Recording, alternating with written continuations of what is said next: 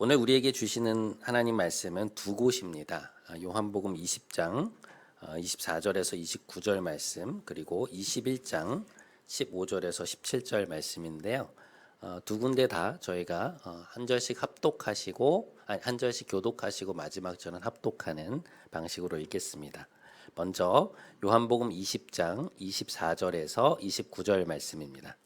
한 절씩 교독하시고 29절은 합독하시겠습니다.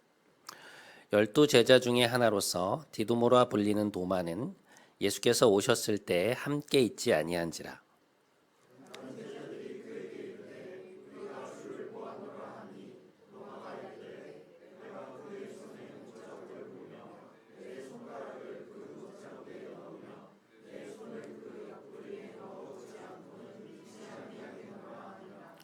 여드레를 지나서 제자들이 다시 집 안에 있을 때에 도마도 함께 있고 문들이 닫혔는데 예수께서 오사 가운데 서서 이르시되 너희에게 평강이 있을지어다 하시고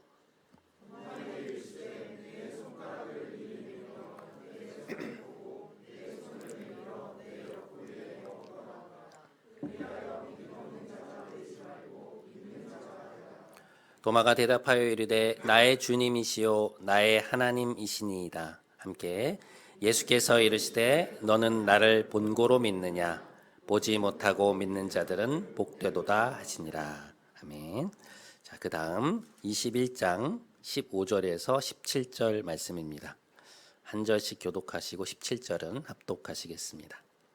그들이 조반 먹은 후에 예수께서 시몬 베드로에게 이르시되 요한의 아들 시몬아 내가 이 사람들보다 나를 더 사랑하느냐 하시니 이르되 주님 그러하나이다. 내가 주님을 사랑하는 줄 주께서 아시나이다. 이르시되 내 어린 양을 먹이라 하시고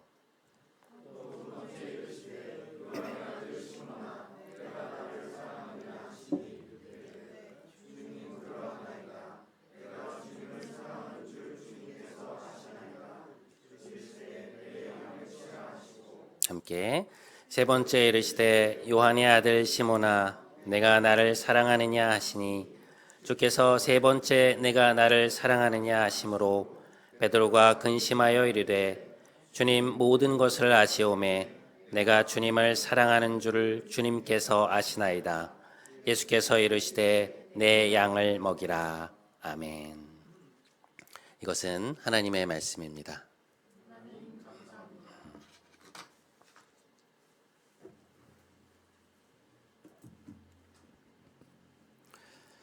지난주에 소그룹을 하는 과정에서 한 성도님이 이런 말씀을 하시는 것이었습니다.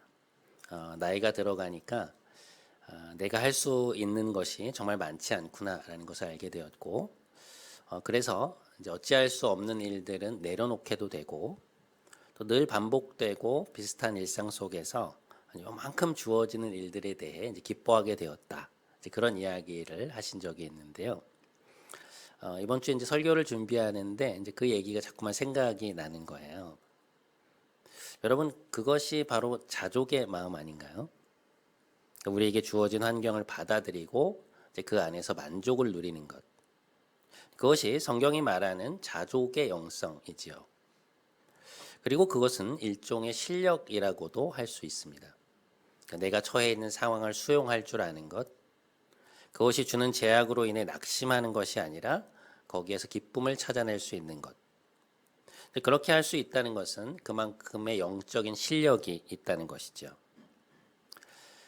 하나님은 우리를 현실 속에 두십니다.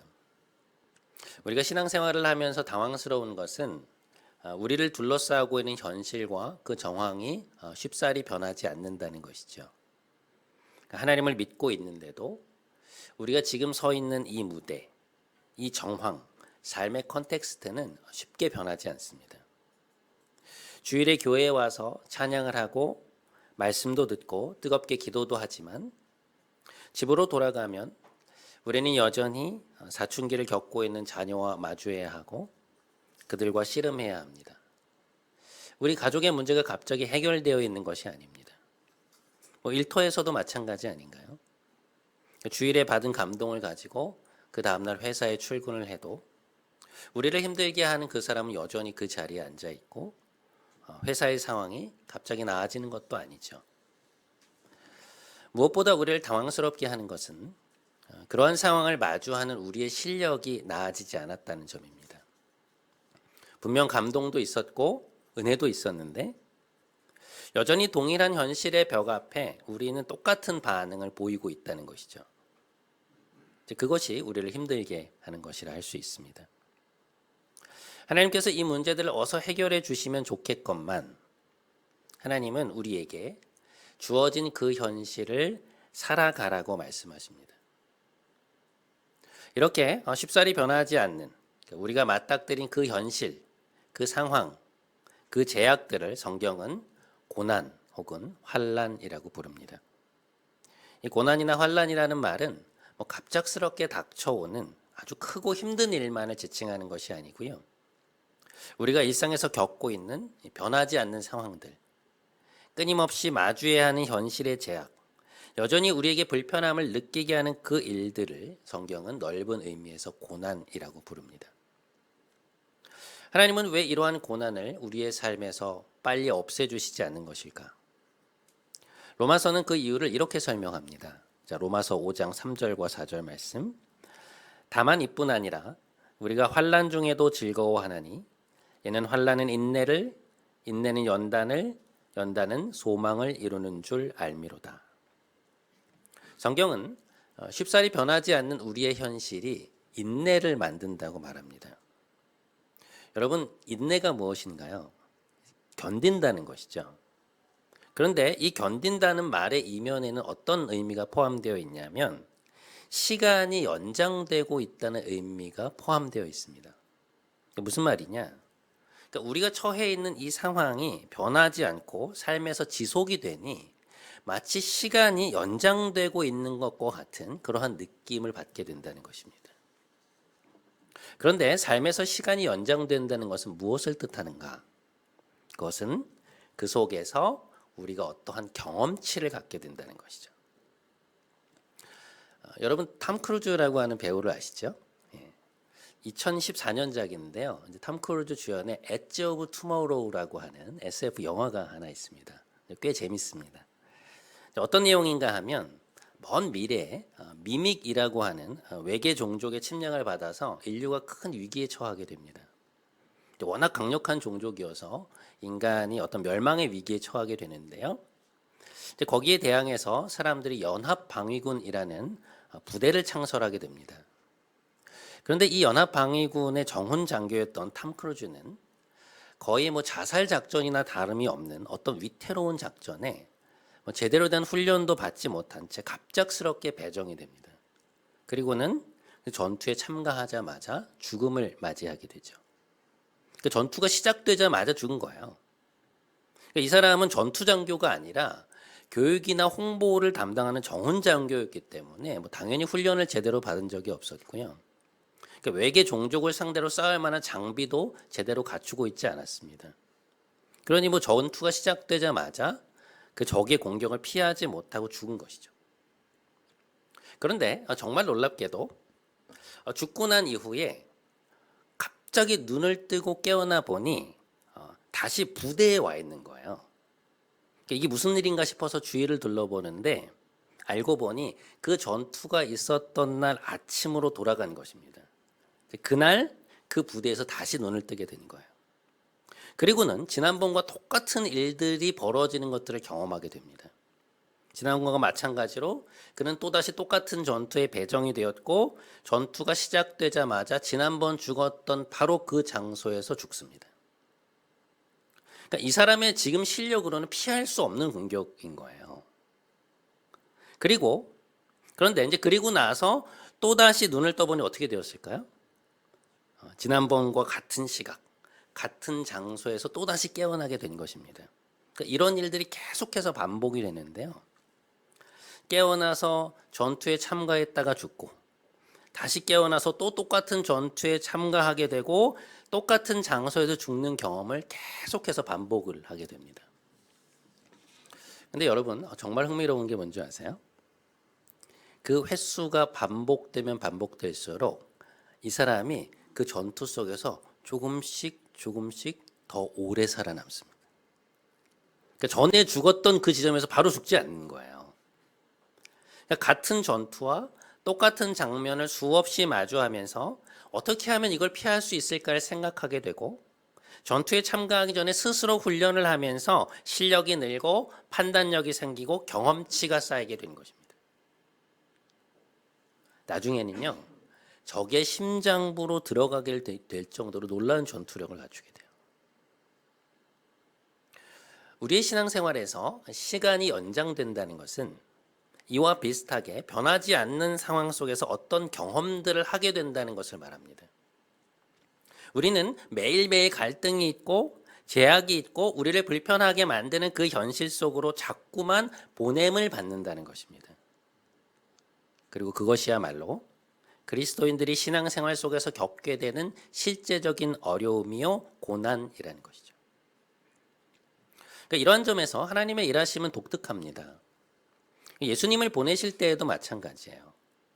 인류를 구원하시는 과정 속에서도 하나님은 지금 존재하고 있는 이 세상을 한 번에 갈아엎지 않으십니다. 대신에 하나님을 거부하고 있는 그 세상, 여전히 하나님 없이 살아가고 있는 그 역사 속으로 자신의 아들을 밀어 넣으세요. 그러니까 우리를 구원하시는 그 일을 행하심에 있어서 이 세상의 질서와 체제를 그대로 둔 채 일하셨다는 것이죠. 그것이 예수님이 이 땅에 오신 정황이었고 주님이 겪으신 본질적인 시험이자 어려움이었습니다. 여러분, 예수님 공생애를 보면 그 시작점에서 마귀가 예수님을 시험을 하잖아요. 광야에서 40일의 금식 뒤에 찾아와서는 이 돌로 떡을 만들라는 둥, 사람들이 보는 앞에서 저 성전 꼭대기에서 뛰어내리라는 둥, 그런 시험들을 하지 않습니까? 그 마지막 시험이 무엇이었나요?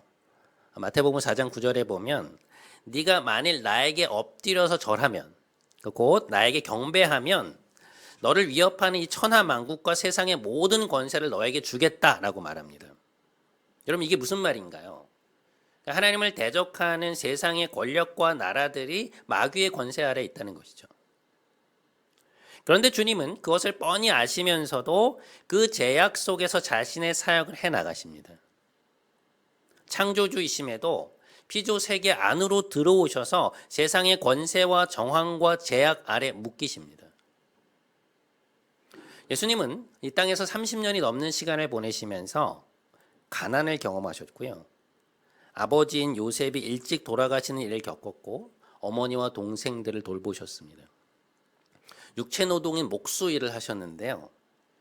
그 일을 하면서 당연히 때로는 인격적 무시도 당하셨을 것이고 안하 무인의 사람들도 만나셨을 것이고 기분 나쁜 말들도 들으셨을 겁니다. 그 시대의 지도자들이 벌이고 있는 온갖 부패와 권력의 행태를 보셨을 거예요. 그러니까 30년이 넘는 그 시간 동안 주님은 그러한 수많은 제약 속에 자신을 밀어 넣으시고 그 속에서 살아가십니다. 누가복음 22장 28절에 보면 제자들에게 너희는 나의 모든 시험 중에 나와 항상 함께한 자들인즉 이라는 말씀을 하시는데요. 이 시험이 무엇일까 생각해 보면 창조주시오 무한이신 그분이 이 세상과 이 유한 속에서 살아가신 그 모든 현실과 제약이 예수님이 겪으셨던 고난이요 시험이었다는 것을 우리는 알 수 있습니다. 주님도 그러한 제약 속에서 살아가셨다는 것이죠. 오늘 우리가 읽은 본문에는 두 사람이 등장을 하는데요. 이들은 뭘 보여주고 있는가 하면 우리의 실패를 보여주고 있습니다. 먼저 도마의 경우를 보시면 그는 12제자 중에 한 명으로 분명 주님과 함께 많은 일들을 겪었거든요. 예수님이 행하시는 놀라운 기적들을 그는 여러 번 보았습니다. 심지어 죽었던 나사로를 살리시는 것도 보았죠. 그런데도 오늘 그는 주님이 다시 살아나셨다는 제자들의 말을 믿지 않습니다. 예수님의 손에 있는 못자국과 옆구리에 있는 창자국에 자신의 손을 넣어보지 않고는 믿지 않겠다고 말해요. 그는 본래 대단히 이성적인 사람이었고 그래서 또 회의적인 사람이었는데 이 지점에서 여전히 변화되지 않은 모습을 보여주고 있습니다. 그런 그에게 주님이 어떻게 하시나요? 찾아오셔서 자신의 손과 옆구리를 보여주시죠. 그것을 만져보고 믿음 없는 자가 아니라 믿음 있는 자가 되라고 말씀하십니다. 이와 같이 우리는 삶에서 예수님의 도우심을 여러 번 경험하지만 때로 그것이 우리의 믿음과 실력으로 연결되지 못하는 모습들을 보이게 됩니다. 그 일을 경험했을 때에는 나의 주님이시오 나의 하나님이십니다 라고 고백하지만 그 뒤에 또다시 우리의 생각에 우리의 이성에 이해되지 않는 일이 생기면 또다시 하나님을 의심하게 되는 것이죠. 베드로의 모습은 어떻습니까? 그는 예수님을 3번 부인하죠. 불과 몇 시간 전에 결단코 자신은 주님을 떠나지 않을 것이며 주를 위해 목숨을 버리겠다고 호언장담했던 그였습니다.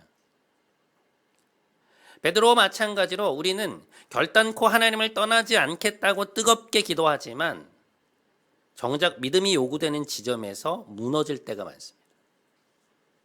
예상치 못한 삶에서 우리를 막아서는 당황스러운 일들의 순식간에 무너지게 되는 것이죠. 나의 약점을 건드리는 배우자의 한마디에, 자식이 보이는 실망스러운 행동에, 삶에서 자꾸만 겪게 되는 좌절스러운 현실에 무릎을 꿇습니다. 그때마다 주님은 우리에게 물으시는 것이죠. 네가 나를 사랑하느냐? 네 자신이 얼마나 연약하고 부서지기 쉬운 존재인지를 알겠느냐? 네가 기도하지 않으면, 나를 의지하지 않으면 한순간도 버틸 수 없다는 걸 이제는 알겠느냐? 세상이 얼마나 너를 넘어뜨리려고 득달같이 달려들고 있는지 이제는 이해하겠느냐? 네가 나를 사랑하느냐는 예수님의 질문 속에는 이러한 수많은 말씀들이 포함되어 있는 것입니다. 우리는 우리를 에워싸는 어떤 상황과 환경과 정황의 위협을 느끼고 그것 때문에 낙심하고 무너졌다가 다시금 주님이 우리에게 던지시는 이 질문을 듣습니다. 그리고는 우리의 모습을 회개하고 다시금 주님을 따르기로 결단하죠. 우리의 삶이 그러합니다. 환난과 시험의 연속이에요. 그런데 그럼에도 불구하고 하나님은 우리가 서 있는 이 현실을, 이 무대를 쉽게 바꿔주시지 않습니다. 우리가 매번 무너지는 그곳에서 우리는 다시금 시작해보라는 주님의 음성을 듣습니다. 다시 해봐. 뭐가 잘못되었는지, 어디에서 놓쳤는지, 어떻게 하면 무너지지 않을 수 있었는지 우리에게 다시 해보라고 하십니다. 우리가 맞닥뜨린 그 상황 속에서 그러면 어떻게 해야 되는지를 되려 물으세요. 그러면 너는 어떻게 할래? 그러나 이것은 우리가 원하지도 않았고 바라지도 않았던 상황인데 그 상황 속에서 그 제약 속에서 주님은 우리에게 그분의 방식대로 우리가 지금껏 배워왔던 대로 그 문제를 풀어보라고 하십니다. 그러면 이 상황에서 어떻게 해야 되지? 라고 물으시는 것입니다. 당황스럽죠. 우리가 신앙생활을 하면 할수록 깨닫게 되는 사실이 한 가지 있는데요.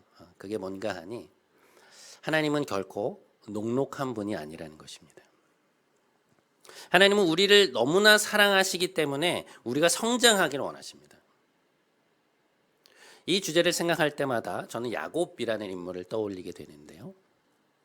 외삼촌 라반의 집에서 20년을 보내고 고향에 돌아온 야곱에게 들려온 첫 소식은 형 에서가 400명의 사람들을 이끌고 자신에게 오고 있다는 것이었습니다. 20년 전 그는 형으로부터 장자권을 가로챈으로써 형의 인생에 지울 수 없는 상처를 남기죠. 그것 때문에 수백 킬로가 넘는 외삼촌 집으로 도망을 쳤던 것 아닙니까? 그는 언제나 하나님보다 자신의 방법이 앞서는 사람이었습니다. 형이 자신을 향해 오고 있다는 그 소식 앞에서 야곱은 엄청난 두려움에 휩싸이게 되는데요. 그 상황을 모면하기 위해서 형에게 선물을 보냅니다. 근데 이게 재미있는 것이 에서가 이제 여기까지 오면서 총 3번의 선물 행렬을 맞닥뜨릴 수 있도록 시간 간격을 정확하게 띄워서 보내요. 에서가 그 처음 행렬을 맞이하고 나서 이제 조금 더 오다 보면 또 다른 선물 행렬을 맞이하게 되고요.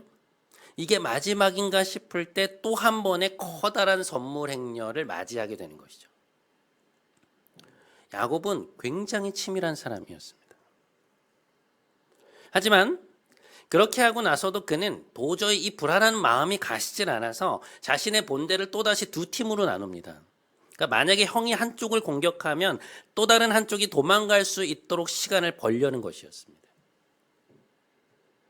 기도를 해도 불안감이 가시질 않는 거예요. 하나님의 함께 하심이 미뤄지지 않았습니다. 그것이 그의 영적인 실력이었습니다. 그런데 그 밤에 하나님이 찾아오시죠. 그를 붙들고 밤새워 씨름을 하십니다. 저는 하나님이 그 밤에 밤을 새워가며 이 야곱을 붙들고 씨름을 하시는 이 장면이 하나님이 우리를 어떻게 대하시는지를 보여주는 가장 대표적인 장면 중에 하나가 아닐까 싶어요. 여러분, 하나님은요, 우리를 너무나 사랑하시기 때문에 그냥 두지 않으십니다. 우리가 삶의 어느 순간에 넘어서기를 원하는 어떤 지점을 갖고 계세요. 네가 더 이상 그 수준에 머물러서는 안 되고 이제는 여기까지 와야 한다는 것. 너의 내면이, 너의 영적 실력이 여기까지 자라야 한다고 말씀하십니다. 그래서 그 문제를 우리 앞에서 당장 치우지 않으세요. 우리가 처해 있는 그 한계 아래서, 그 제약 아래에서 우리에게 해보라고 하십니다. 그것을 하나님의 방식으로 풀어나가도록, 그런 상황에서 그분의 방식으로 반응하도록 우리를 가르치시는 것입니다. 반복되는 그 과정 속에서 우리가 무언가를 배우게 하세요.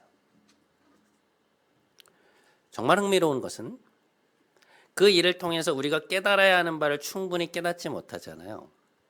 하나님이 원하시는 것만큼 그것을 내면화해서 우리의 실력으로 만들지 못할 때 하나님은 놀랍게도 양상은 다르지만 본질은 같은 문제를, 그러니까 이전에 우리가 우리의 실력의 부족으로 인해 넘어서지 못했던 그 문제를 다시금 우리 앞에 놓아두신다는 것입니다. 그리고는 다시 풀어보게 하세요. 여기에서 어떻게 하는 것이 맞겠니? 지금 이 상황에서 너는 어떻게 반응할래? 우리에게 물으시는 것입니다. 야곱은 에서를 맞이하기 전에 하나님과 밤새워 씨름을 합니다. 거의 기진맥진이었고요. 설상가상으로 하나님이 그의 엉덩이 뼈를 치셔서 한쪽 자리를 절게 되었어요. 그런데 그렇게 맞이한 그 아침, 그의 마음에는 이전에는 어떤 담대한 마음이 생기게 되었습니다. 그러니까 지금껏 자기가 해왔던 방법들로는 지금 이 상황을 도저히 타개해 나갈 수 없다는 것을 깨달은 거예요. 이것은 오직 하나님 손에 달려있다는 것을 인정하게 된 것입니다. 멀리서 형이 보이거든요. 그러자 행렬의 가장 안쪽에 숨어 있었던 야곱은 혼자서 그 행렬의 가장 앞으로 나옵니다. 그리고는 겸손히 형을 향한 미안함과 그리움의 마음을 담아서 그를 향해서 엎드리죠. 절을 합니다. 화해 제스처를 취한 것입니다. 더 이상 잔꾀를 부리지 않고요, 전공법으로 나간 거예요. 그래서 어떻게 되었습니까? 말에서 내린 에서는 자신을 향해 엎드린 동생 야곱을 보고 달려와서 그를 끌어안습니다. 그리고는 둘이서 한참을 펑펑 울어요. 그들의 내면에 오래도록 쌓여 있었던 그 세월의 앙금이 그 울음 속에서 씻겨져 내려간 것입니다. 하나님의 방법이죠. 그렇게 야곱은 하나님의 방식으로 일이 풀리는 것을 경험했고 그의 이름은 그곳에서 이스라엘로 바뀌게 됩니다. 여러분, 하나님은 단순히 우리의 죄를 용서하시는 것으로 만족하지 않으십니다. 우리를 구원해서 천국에 데려가시는 것으로 만족하시는 분이 아니에요.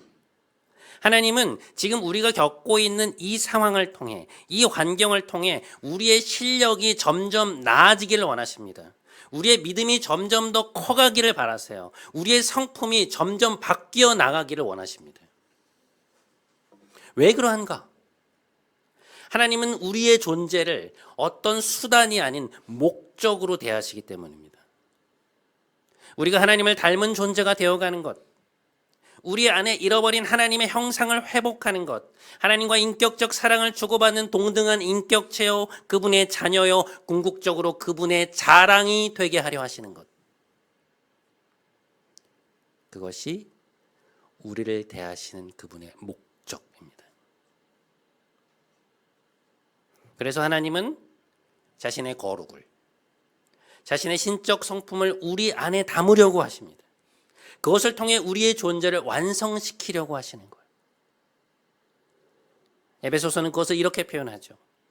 이는 우리가 그리스도 안에서 전부터 바라던 그의 영광의 찬송이 되게 하려 하심이라. 영광의 찬송이 되게 하려 하심이라. 우리를 그분의 영광을 드러내는 찬송이 되게 하기 위하여 하나님은 오늘 무엇을 하시는가? 우리 삶에 고난을 허락하십니다. 우리의 환경이, 우리의 상황이 쉽사리 바뀌지 않아요. 기도를 하고 있는데도, 하루속히 이 상황을 바꾸어 주시고 이 문제를 해결해 달라는 기도를 드리고 있는데도 하나님은 쉽게 응답하지 않으십니다. 우리로 하나님이 허락하신 이 제약 아래에서, 지금 이 상황 속에서, 계속되는 갈등 속에서 앞으로 나아가는 법을 배우게 하십니다.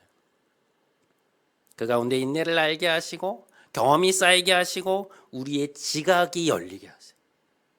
그 깨달음이, 그 경험이 우리의 실력이 되게 하시는 것입니다.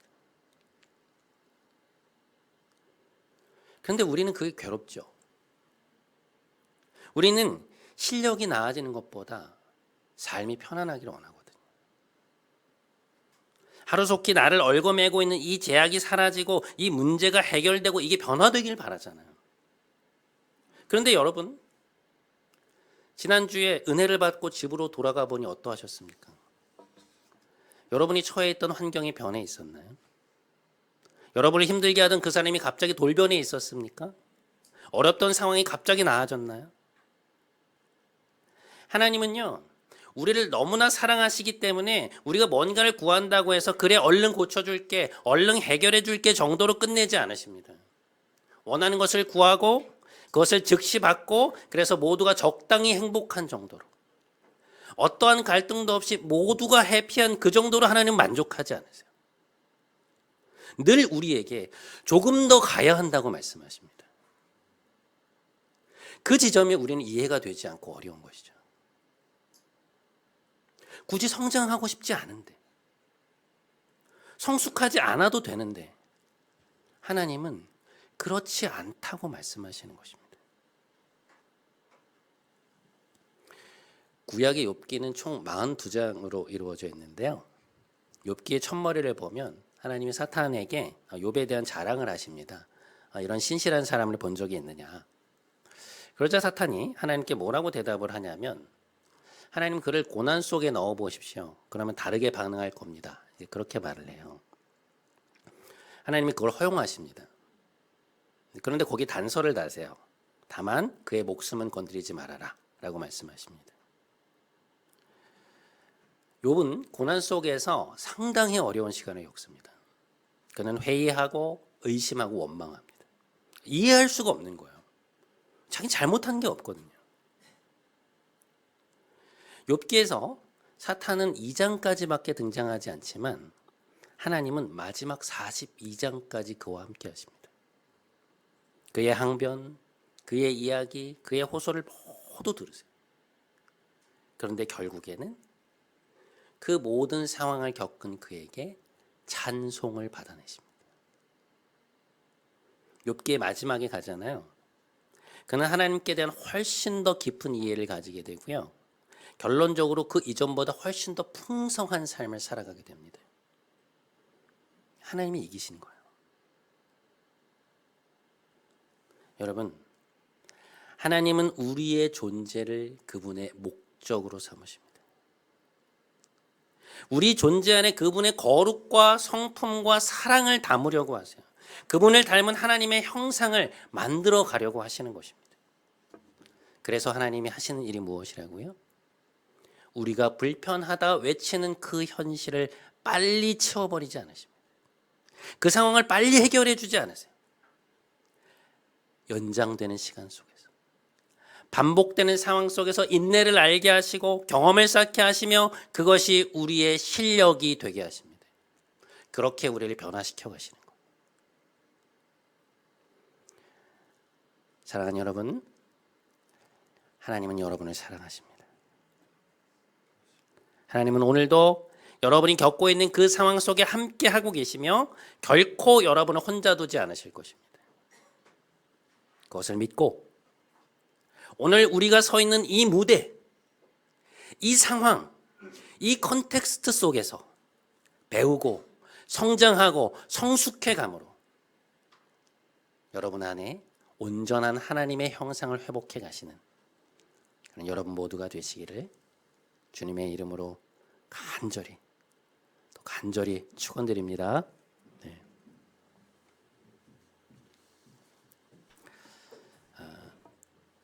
오늘 우리 함께 이 찬양 같이 했으면 좋겠습니다. 내 영혼은 안전합니다 라는 찬양인데요. 여러분, 우리가 고난 속에 있다고 해서 우리가 기도하는 현실이 갑자기 바뀌지 않고 지속되고 있다고 해서 우리는 두려워할 필요 없습니다. 왜냐하면 우리 영혼은, 우리의 삶은 하나님의 손 안에 있기 때문입니다. 그걸 믿고 있으면 하나님의 손을 의지할 수 있습니다. 어려움 속에서도, 변하지 않는 이 상황 속에서도 우리는 평안을 누릴 수 있습니다. 그것이 우리의 기쁨의 비결입니다. 우리 그것을 기억하면서 함께 찬양하며 나아갔으면 좋겠습니다. 내 아버지 그 품 안에서, 내 아버지 그 품 안에서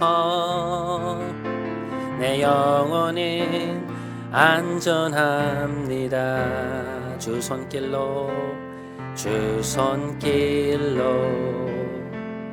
내 삶을 안으시니 그 평강이 나를 덮습니다. 내 아버지 그 품 안에서, 다시 한번, 내 아버지 그 품 안에 우리의 영혼은 안전합니다. 내 영혼은 안전합니다. 주 손길로 내 삶을 안으시니 그 평강이 나를 덮습니다. 나 비록 넘어지며 흔들리지만 주 내 안에 거하며 나를 붙드시니 내 생각을 주께로 돌리고 주시는 평강의 옷을 입습니다. 주 약속 안에서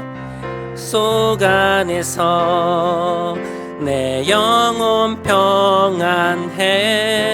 내 뜻보다 크신 주님의 계획 나 신뢰해. 두려움 다 내려놓고 주님만 의지해. 주 안에서 내 영혼 안전함. 주 약속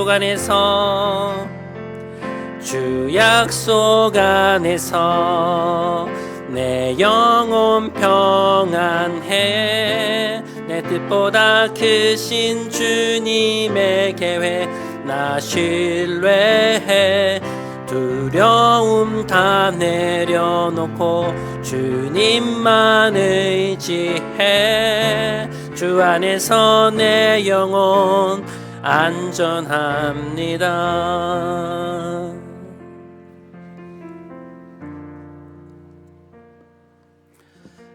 사랑하는 여러분, 오늘 하나님이 여러분에게 주신 말씀은 무엇입니까? 여러분 마음에 와닿았던 말씀은 무엇이고 그 부분이 어떻게 들리셨나요? 우리는 삶에서 쉽사리 바뀌지 않는 우리의 상황을 마주하며 힘들어할 때가 많습니다. 하나님은 왜 빨리 이러한 상황을 타게 해주시지 않는 것인가? 왜 하루속히 이 문제를 속 시원히 해결해 주시지 않는가? 도대체 왜 그러하신가? 그때 하나님은 우리에게 말씀하시죠. 인내를 배워라. 연장되는 너의 시간 속에서 경험을 쌓고 성장하여라. 내가 너와 함께하고 있다. 우리는 오늘 그 말씀을 듣습니다. 우리 시간 함께 기도하기 원합니다. 하나님, 우리에게 주신 지금 이 상황 속에서, 이 환경 속에서, 이 제약 속에서 제가 배워야 할 것은 무엇입니까? 알아야 할 것은 무엇이며 또한 깨달아야 할 것은 무엇입니까? 그것이 우리의 것이, 저의 것이 되게 하여 주옵소서. 우리 이 기도 제목 가지고 함께 하나님 앞에 간절히 좀 나아가도록 하겠습니다. 함께 기도하겠습니다. 하나님 아버지, 오늘 우리에게 은혜를 베풀어 주시고 말씀을 주셔서 감사합니다. 하나님, 우리의 삶에서 참 쉽사리 상황들이 바뀌지 않는 것들을 보게 됩니다. 그렇게 기도를 하고 있음에도 불구하고 이렇게 해달라고 그렇게 수없이 하나님께 기도를 드리고 말씀을 드리고 안타까워하며 우리 상황이 변하기를 바라는 우리의 마음을 알고 계시면서도 하나님, 우리의 상황이 변하지 않는 것들을 우리는 보게 돼요. 그래서 좌절하는 우리의 모습들을 하나님 알고 계십니다. 하나님은 왜 빨리 이 상황을 타게 해주시지 않으십니까? 왜 속히 이 문제를 해결해 주시지 않으십니까? 왜 저의 기도를 듣지 않으십니까? 우리는 그렇게 외쳐보지만 그러나 하나님, 이 상황이 우리의 생각만큼 쉽사리 변하지 않는 것들 하나님, 우리는 보게 됩니다. 그러나 그 가운데 하나님의 뜻이 있습니다. 인내하며 연장되는 시간 속에서 반복하며 훈련하며 성장해 가라는 하나님의 뜻이 있음을 우리는 오늘 듣습니다. 그 말씀 앞에 온전히 반응해 갈 수 있도록 인도하여 주옵소서.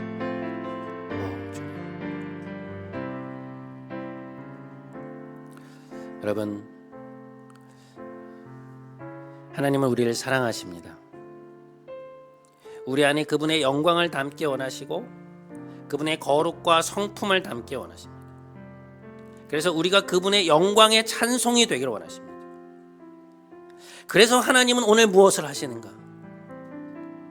우리에게 더 가자고 말씀하십니다. 쉽게 끝내지 않으시고 우리의 불편함을 속히 치워버리지 않으십니다. 우리 시간 한 번만 더 함께 기도했으면 좋겠습니다. 하나님, 이 반복되는 과정 속에서 우리의 실력을 키워 주옵소서. 요행이 아니라 진정으로 하나님의 자녀답고 하나님의 형상다운 그러한 내면이 갖추어지게 하여 주시고 하나님의 영광이 저를 통해 드러나는 그런 존재가 될 수 있게 하여 주옵소서. 제가 하나님의 자랑이 되게 하여 주옵소서. 우리 이 기도 제목 가지고 한 번만 더 함께 기도하며 나아가도록 하겠습니다. 함께 기도하겠습니다. 하나님 아버지, 우리가 하나님의 자랑이 되기 원합니다. 진정한 하나님의 자녀가 되고 진정한 그리스도인이 되고 그러한 하나님의 내면, 하나님이 주시는 그 내면을 가진 사람들이 되기 원합니다. 진정한 실력을 갖춘 사람들이 되기 원합니다. 하나님, 왜 이 상황을 지금 바꿔주시지 않느냐? 왜 이것이 이렇게 되지 않느냐?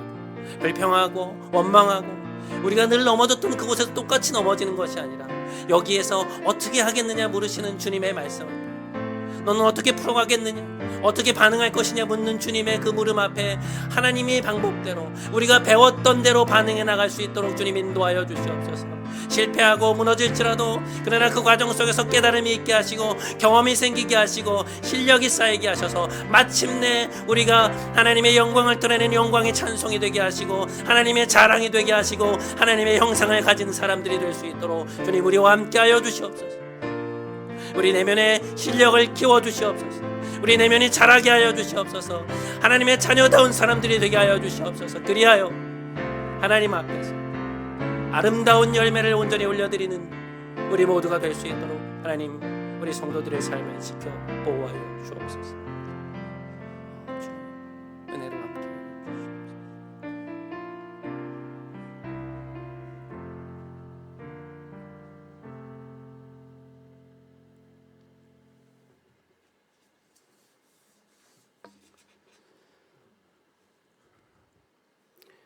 하나님 아버지, 우리를 너무나 사랑하시기에 이렇게 물러설 수 없다 말씀하시는 아버지의 말씀을 듣습니다.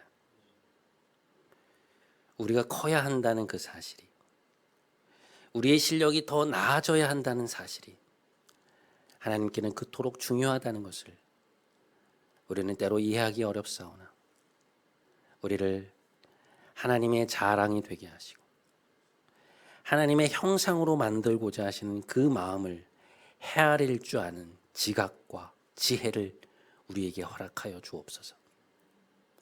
우리가 서 있는 이 현실, 이 제약을 견딜 수 있는 힘을 주시고, 우리는 여기에서 무엇을 할 수 있으며 또 어떻게 하는 것이 하나님의 방법인지를 배우고 체득하게 하여 주옵소서.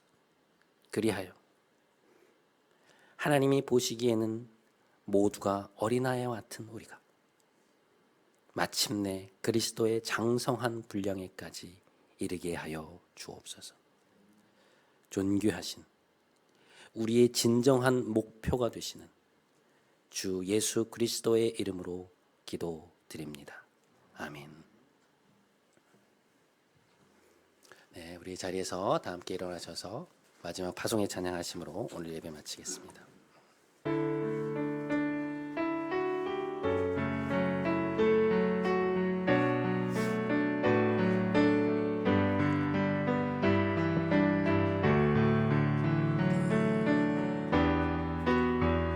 우리는 주의 백성이오니, 우리는 주의 백성이오니, 주의 그 큰 이름 선포합니다. 이곳 어두운 세상에 빛으로 부르셨네. 주의 얼굴 구할 때 역사하소서.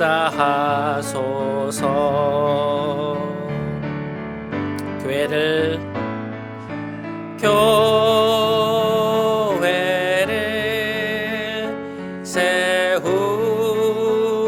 세우시고 이 땅 고쳐주소서.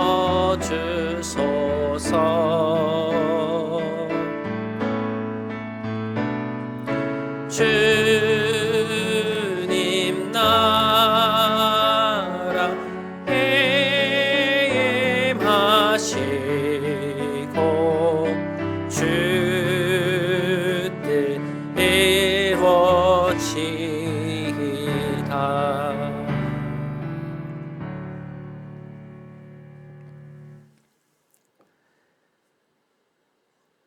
이제는 우리 구주 예수 그리스도의 크신 은혜와 하나님 아버지의 놀라우신 사랑과 보혜사 성령님의 감동, 감화, 깨닫게 하심이